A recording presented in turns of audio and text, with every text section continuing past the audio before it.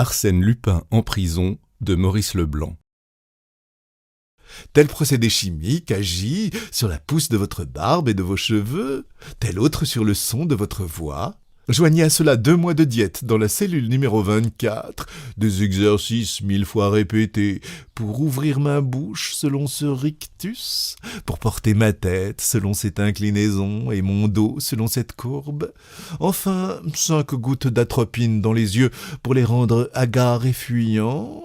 Et le tour est joué. Je ne conçois pas que les gardiens... La métamorphose a été progressive. Ils n'ont pu en remarquer l'évolution quotidienne. Mais Baudru-Désiré? Baudru existe. C'est un pauvre innocent que j'ai rencontré l'an dernier et qui, vraiment, n'est pas sans offrir avec moi une certaine analogie de traits. En prévision d'une arrestation, toujours possible, je l'ai mis en sûreté et je me suis appliqué à discerner dès l'abord les points de dissemblance qui nous séparaient pour les atténuer en moi autant que cela se pouvait. Mes amis lui ont fait passer une nuit au dépôt, de manière à ce qu'il en sortît à peu près à la même heure que moi et que la coïncidence fût facile à constater. Car notez-le, il fallait qu'on retrouvât la trace de son passage, sans quoi la justice se fût demandé qui j'étais. Tandis qu'en lui offrant cet excellent Baudru, il était inévitable, vous entendez, inévitable, qu'elle sauterait sur lui, et que, malgré les difficultés insurmontables d'une substitution, elle préférerait croire à la substitution plutôt que d'avouer son ignorance. « Oui, en effet, » murmura Ganimard.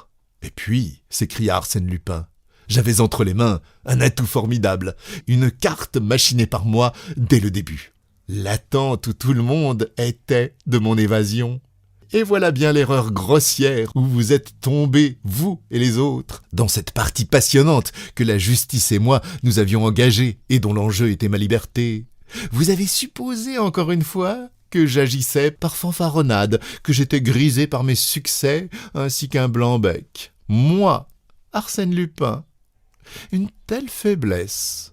Et pas plus que dans l'affaire Cahorn, vous ne vous êtes dit, du moment qu'Arsène Lupin crie sur les toits qu'il s'évadera, c'est qu'il a des raisons qui l'obligent à le crier.